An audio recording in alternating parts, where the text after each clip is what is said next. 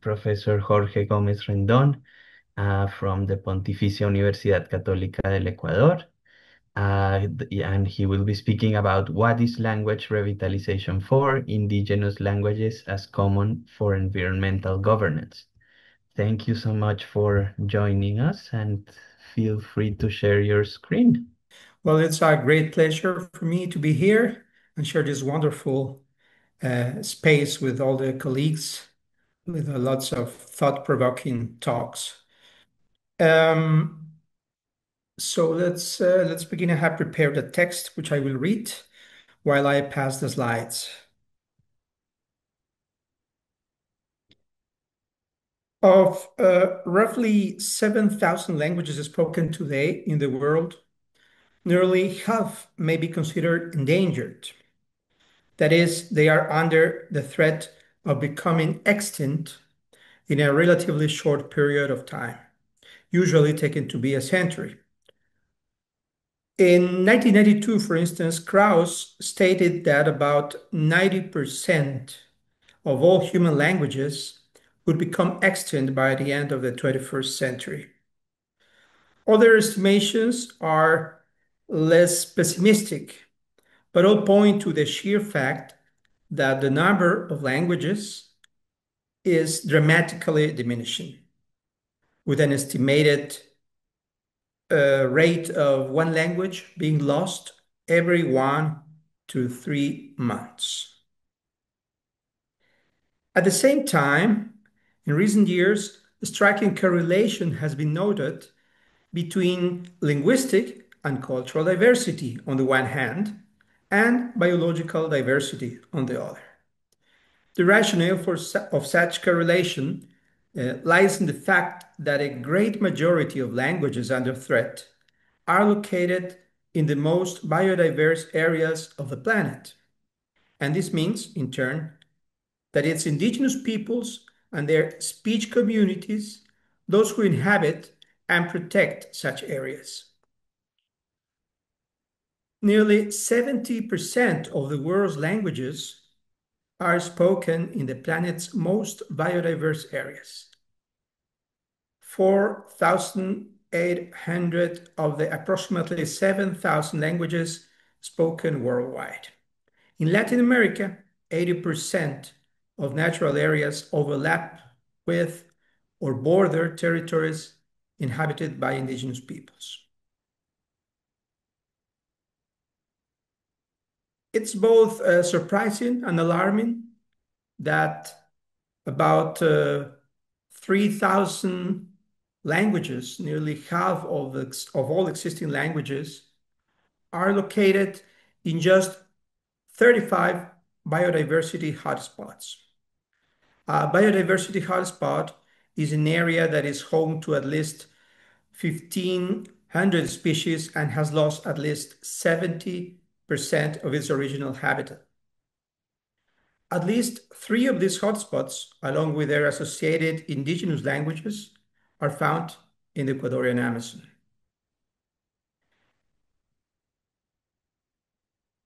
There you have um, a world map in which you can find uh, by color the number of countries according to endemic languages, but also according to endemic vertebrate species and languages with most both biodiverse and loto-diverse environments.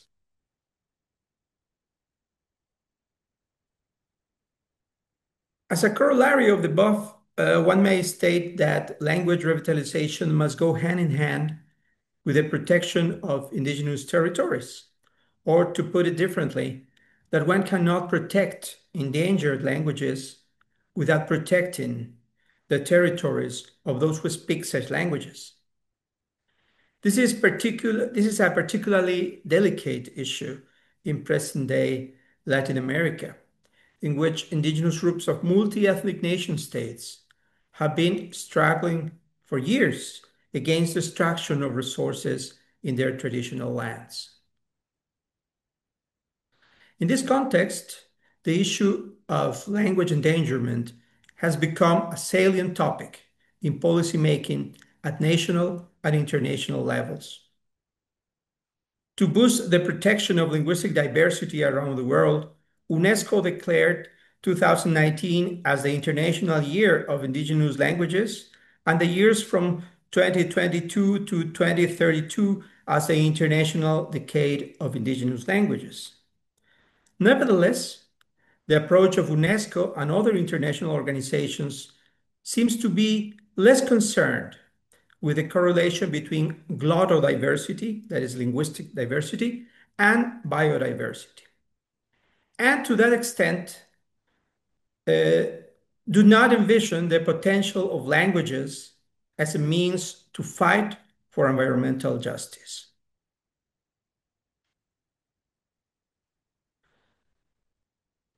With this background, the first two questions that come to mind are, one, to what extent current linguistic policies promoting language revitalization with exclusive purpose of saving linguistic and cultural diversity really care about the protection of the territories of speech communities? And two, how indigenous languages may serve the purpose of protecting indigenous lands and fostering biodiversity, and thus become tools for environmental governance. The ideology of language revitalization and the protection of linguistic rights in most Latin American states is framed within a politics of identity and heritage typical of liberal multiculturalism, which enthrones diversity as the ultimate end. Ecuador, the first Latin American country that became constitutionally intercultural and plurinational in 2008, grants autonomy and sovereignty to 14 indigenous nations in their respective territories. Their traditional languages and cultures are protected by the state, and their livelihood in their ancestral lands is guaranteed. In this context, the Ecuadorian state has developed a cultural policy oriented to the promotion of ethnic diversity and the protection of indigenous languages as expressions of the state's cultural heritage and that of indigenous nations.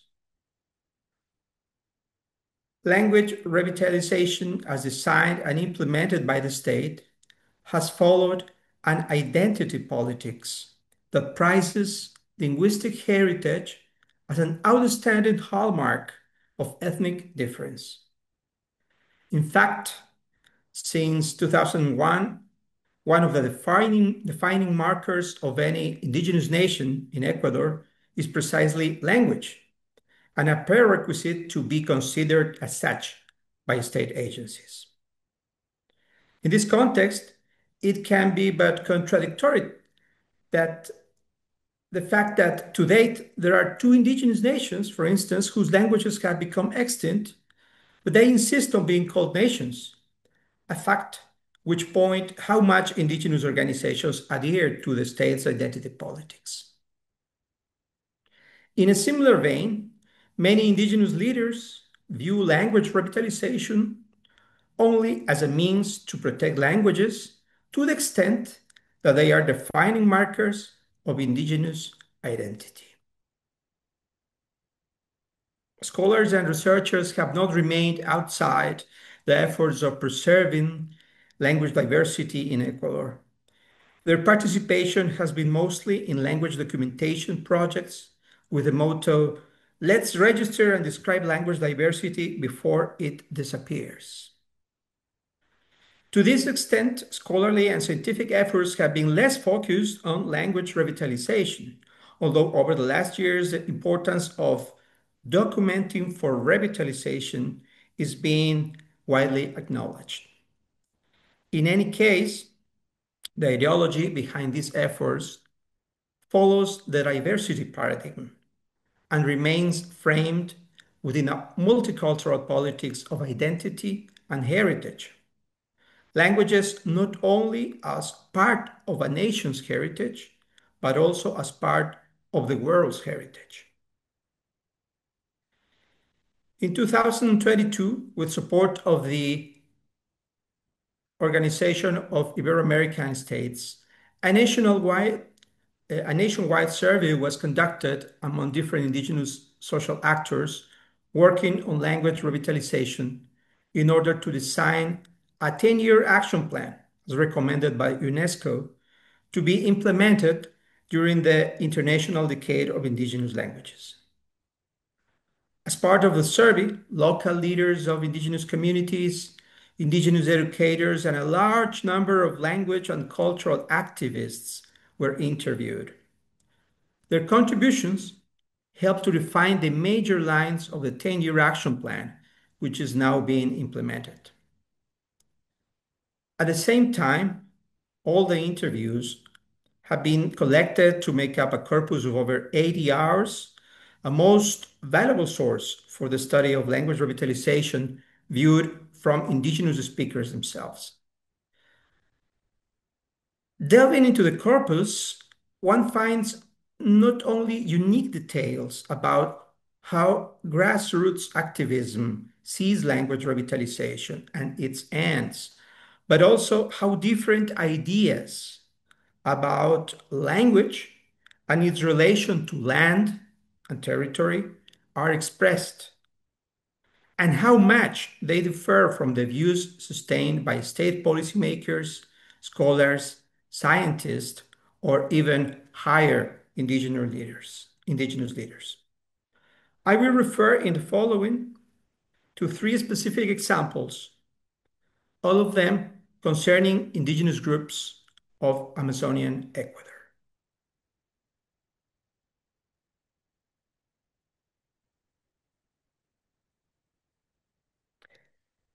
Among indigenous language and culture activists, one of the most striking perspectives on language revitalization is that it does not necessarily have to do with what policymakers in Ecuador call ancestral languages, that is, distinct linguistic entities representing the specific identity of ethnic groups in the country. For most activists, it's a diverse set of traditional practices that need to be revitalized, many of which are associated with things that are considered to be of higher priority than linguistic or cultural heritage itself. Thus, for example, the Siecopai people require the state to grant them the right to rename all landmarks in their territory and outside their territory, according to their own language, and to teach their onomastics in schools instead of Spanish names associated with colonizers. However, naming is just an excuse to set the framework for other practices. Indeed, Siecopai leaders see naming landmarks in their own language as the first step towards claiming their rights to lands inhabited by their people, once inhabited by the people, which are now part of oil extraction areas run by the state and multinational oil companies on the borders precisely of the Cuyabeno Wildlife Reserve, one of the most biodiverse areas in the planet. Furthermore, Siecopai language and cultural activists believe that renaming landmarks should lead to a rewriting of history to be taught in intercultural educational schools instead of the official version.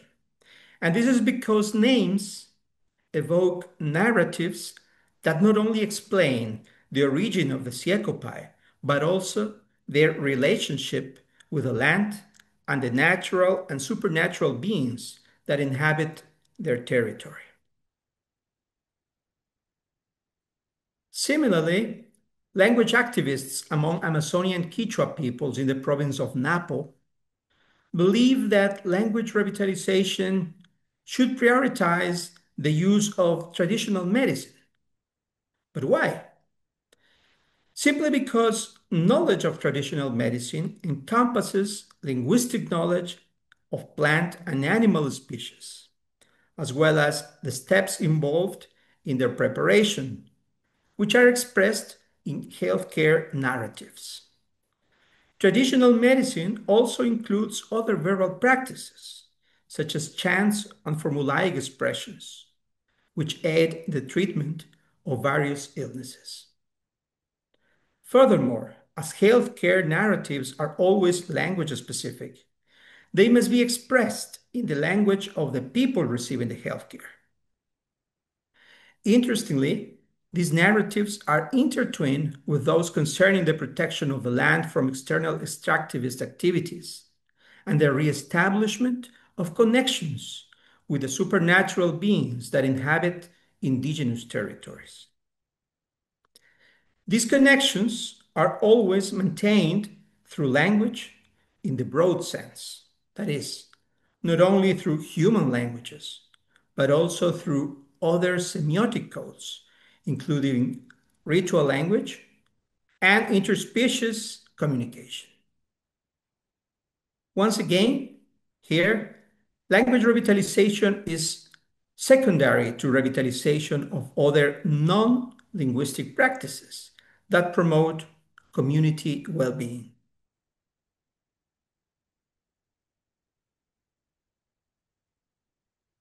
The Waorani peoples of Amazonian Ecuador see language revitalization also as an opportunity to recover and promote a specific horticultural practice that is now almost lost among young people: singing to manioc plants.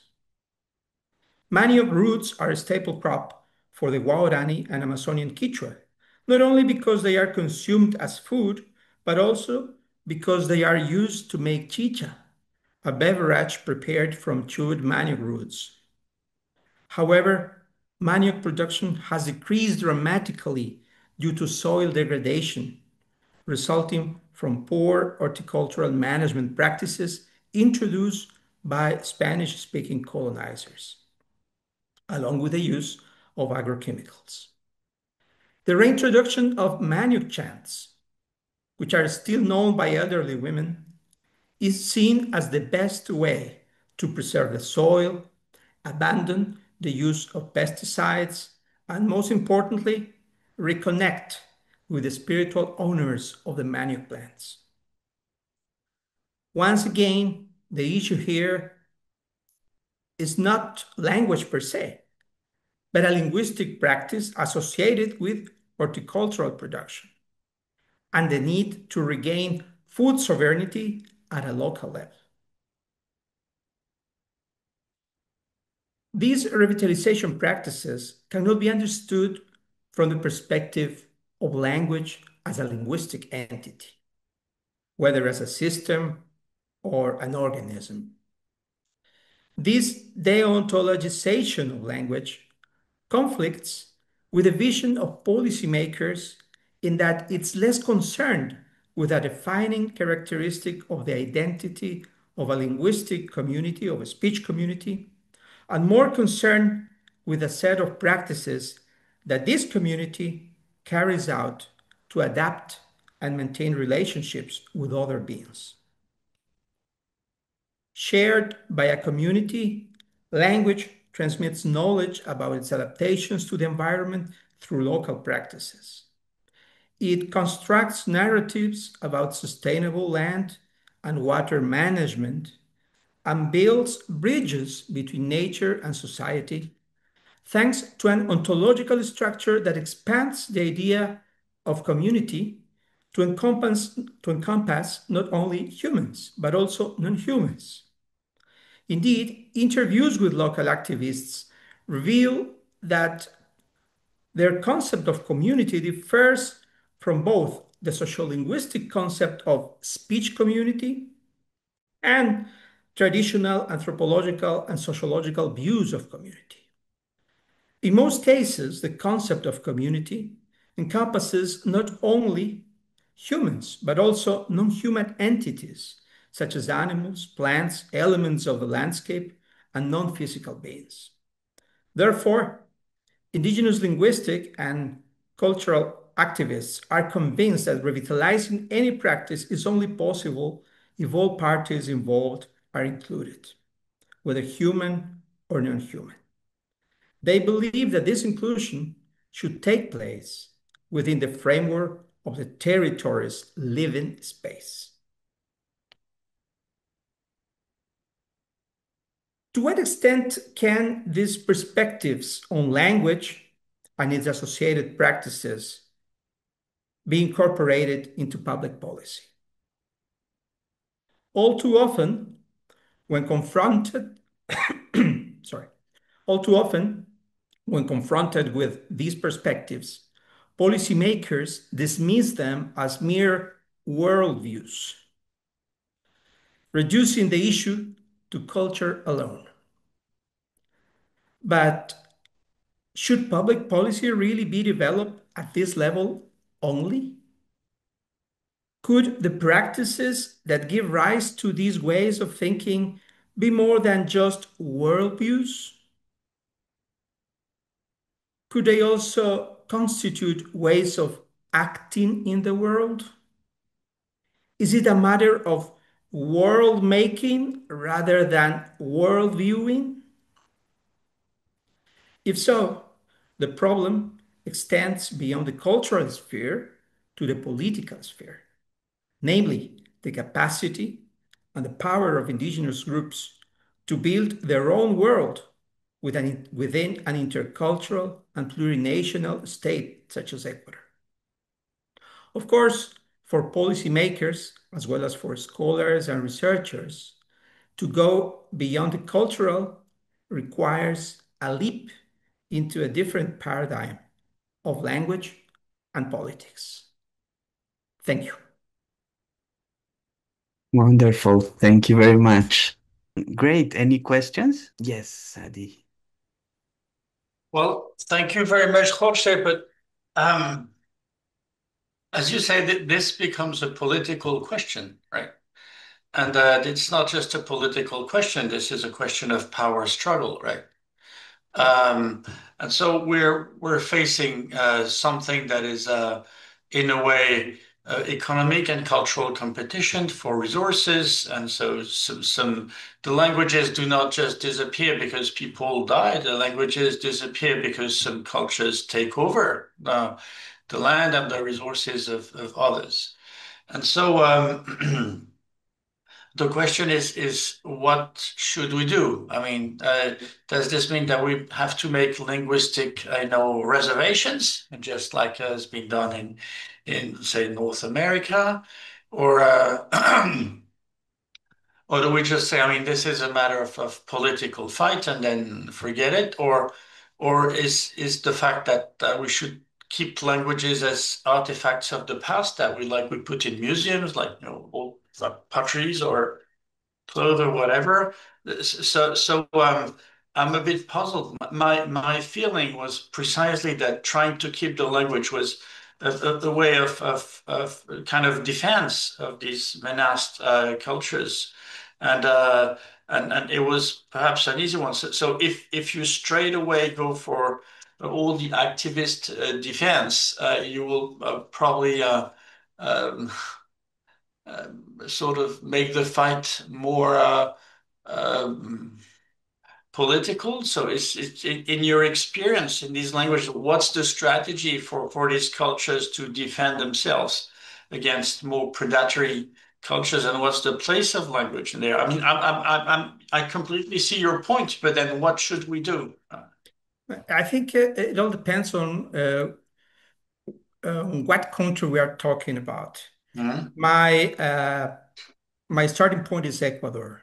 Mhm. And Ecuador was the first, as I mentioned, was the first country to be declared intercultural and plurinational in 2008.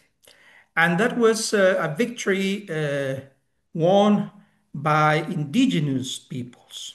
The very idea of interculturality, which is not exactly the same idea of interculturality as understood both in the United States and in Europe, notice, um, and the same idea and the very idea of plurinationality are ideas that came from the indigenous movement. Uh, throughout its history, the best, um, perhaps the only possible ways so far proven to be successful uh, to make their rights be respected by the state has been political struggle, riots, uh, taking the power with their own hands. Uh, there is a problem in the sense here, of course, that, okay, plurinationality implies that every indigenous group is autonomous and sovereign in its own territory. So, to that extent, that group should have full control not only of their what we call natural resources, but also their cultural resources and this uh, linguistic resources. Of course, they don't see it, as I just said, like that. But that is precisely the problem. I think that our constitution was and still is one of the most progressist in the sense that it admits the existence of cultural and political differences within a state. But there are no, so far, there are no constitutional mechanisms to regulate that conviviality among different groups, different indigenous groups, and the Spanish-speaking mestizo society, the mainstream society. And so, and forgive me to follow on that question, but then if it works, why is it? Because of the power of the indigenous communities that maintain this, or was it some kind of benefit for the global society to be multinational, or what were the perspective of the other? I mean, the Spanish speaking ones. I mean, are they happy with it? Is there a benefit? More, diversity is positive in many ways, but do they feel it or? Well, the indigenous movement has, as I said, won lots of struggles against the established power, and the direct benefits of that has been to them. But also is not only to them, because to the extent that, for instance, they protect biodiverse areas, they are helping others not only in our country but also in other parts of the planet. So it has a direct impact. It has a direct impact. The things that we perhaps only see territories are, as containers of people and species, but we don't see the connections that they have to other realities. Thank you. Great. Eleanor, next. I think so much, Jorge. These are very familiar and troubling aspects of world languages. But of course, I'm going to bring in children here. So, languages, as we know, are constantly changing. Yeah. They're constantly influenced by other languages. And in a lot of indigenous communities, children are creating kind of languages that synthesize the lingua francas that are around the indigenous language, Spanish or all the different aspects, and so those things are just changing, and then it seems that lots of communities the world over are being taken out of those naturally, these gorgeous resources in nature, and they are placed in other places outside of rainforests and where economies have developed over generations. And in that case, children are not exposed to the same kind of environments and experiences, and it's really difficult to manage the languages, the future, the generational future of languages. And I was wondering if you have any thoughts about that. Okay. Well, that's a very important point, I think. There are a lot, let me see, 45, 40, over 45% of the indigenous population in Ecuador lives in the cities, in the capital, and in the major city port, Guayaquil. Um, they are bilingual, most of them. They are bilingual. Uh,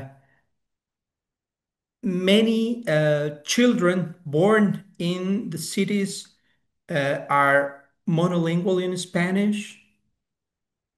However, what we have noticed also is that those communities of city immigrants, of indigenous city immigrants, are trying to preserve their language through different practices and festivals, rituals that are usually concealed from the view of mestizo and white population.